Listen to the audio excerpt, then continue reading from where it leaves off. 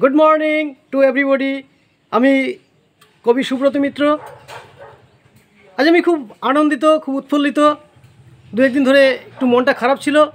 ওই আসলে বাড়িতে সুন্দরী বউ থাকলে যা হয়, আর এবং আমি আমার ছেলে সম্পর্কেও যথেষ্ট সচেতন এবং আলাদা দৃষ্টি দিয়ে দেখার চেষ্টা করি আমার স্ত্রী পুত্রকে। বিষয়টা হচ্ছে, মূল প্রসঙ্গে যাচ্ছি। আমরা যারা দায়িত্ববান পুরুষ, তারা আমি নিজেকে দায়িত্ববান বলবো না, যারা দায়িত্ববান পুরুষ তারা তাদের পরিবার, তাদের স্ত্রী, পুত্র, সন্তানাদি এবং নিজের জীবন সম্পর্কে যথেষ্ট সচেতন এবং গভীরভাবে ভাবার চেষ্টা করেন, দেখার চেষ্টা করেন, বোঝানোর চেষ্টা করেন। এবং এর ফলে যেটা হয় এই সব মানুষরা গ্রহণযোগ্যতা খুব কম পায়। যদি কেউ পেয়ে থাকে সেটা তার ভাগ্যের ব্যাপার, কিন্তু অধিকাংশ ক্ষেত্রে হয় না। তো এইসব প্রসঙ্গ নিয়ে আলোচনা আলাপ করতে হয় এবং অনেক সময় ভাবি যে করবো না, বিরক্ত লেগে যায়। কিন্তু তবুও দায়বদ্ধতার জায়গা থেকে ফিরে আসতে পারি না, যেহেতু আমার স্ত্রী তো, আমার পুত্র তো। এবং যদি তারাও আমার না হয় বা তারা আমার কথা নাও শোনে, এর প্রভাব তাদের জীবনে যদি একটু পড়ে বা অন্য মানুষের জীবনে যদি একটু পড়ে, সেটা কোনো এক সময় হয়তো সমাজের মঙ্গলে কাজে আসতে পারে। এই কারণে এই দায়বদ্ধতার জায়গা থেকে এইসব আচরণগুলো করা। যাই হোক, মূল প্রসঙ্গে আসছি। তো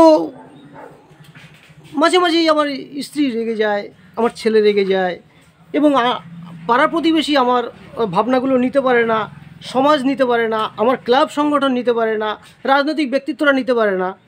আজকের যে একটা ইন্টারেস্টিং ঘটনা ঘটলো সকালবেলা, আমার স্ত্রী বেশ একটু অঙ্গিভঙ্গি করে দেখানোর চেষ্টা করলো, বোঝানোর চেষ্টা করলো যে আমি খুব কঠিন, আমি খুব একদম তাকে মাঝে মাঝে আক্রমণ করে উঠি, চিৎকার চেঁচামেচি করে উঠি। আমি তাকে বোঝানোর চেষ্টা করলাম, আপনারা খুব মনোযোগ সহকারে শুনবেন। এই যে সম্প্রতি দীর্ঘ 270, সম্ভবত 270 দিন পরে, দীর্ঘ 9 মাস পরে মহাকাশচারী সুনিতা উইলিয়ামস আমাদের মাঝে ফিরে এসেছেন, আপনারা জানেন। কিন্তু তিনি যে ছিলেন, যে জিনিসটার ভিতরে তারা ছিলেন, মিস্টার বুচ এবং সুনিতা উইলিয়ামস, সেই তার ক্যাটাগরিটা কেমন ছিল, তার ক্ষমতাটা কেমন ছিল, তার বাইরেটা কেমন ছিল। আমি অ্যাকচুয়ালি বোঝাতে চেয়েছি আমার স্ত্রীকে যে এটার বাইরেটা প্রাকৃতিক প্রতিকূলতা, যত রকম প্রাকৃতিক প্রতিকূলতা এবং মহাকাশে যত রকম বাধা বিপত্তি আছে, সেগুলো সমস্ত বাধা বিপত্তিগুলোকে প্রিভেন্ট করবে। এবং ভেতরে যারা আছে, যে সকল প্রাণীরা আছে, তারা যেন সম্পূর্ণ সুরক্ষিত থাকে এবং তারা যেন সুরক্ষিত অবস্থায় এই পৃথিবীর মাটিতে ফিরে আসতে পারে। তারপরে তারা যেন এই পৃথিবীকে মহাকাশ সম্পর্কে জানাতে পারে, বোঝাতে পারে।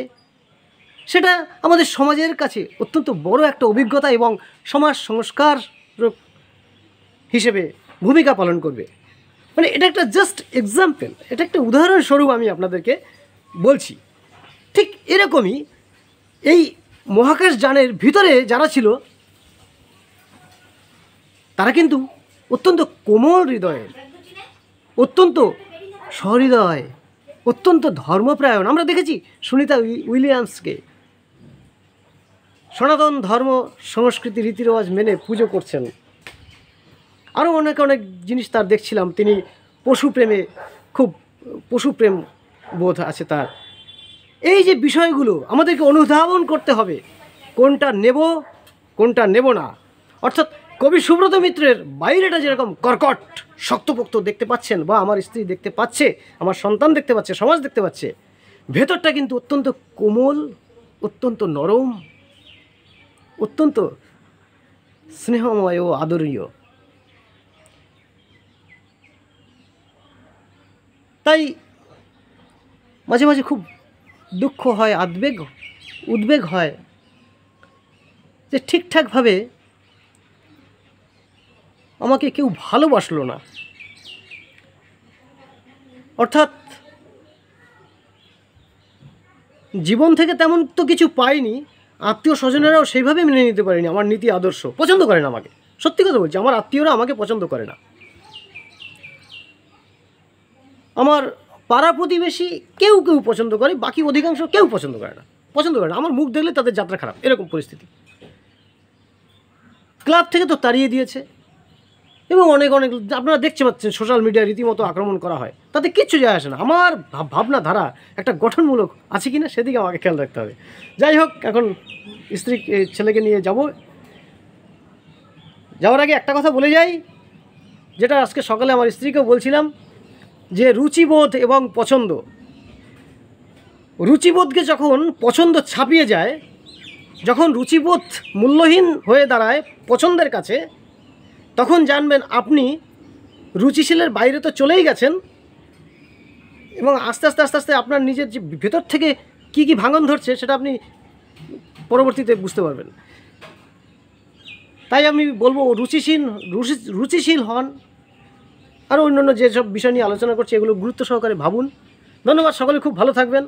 আজকে আর বেশি দীর্ঘায়িত করবো না বক্তব্য, আবার কোনো এক সময় দেখা হবে এভাবে। আমি এতক্ষণ আপনাদের সাথে ছিলাম আপনাদের স্নেহের ও ভালোবাসার কবি সুব্রত মিত্র, গড়িয়া নতুন দিয়ারা, রবীন্দ্রনগর থেকে। ধন্যবাদ, সকলে খুব ভালো থাকবেন। নমস্কার।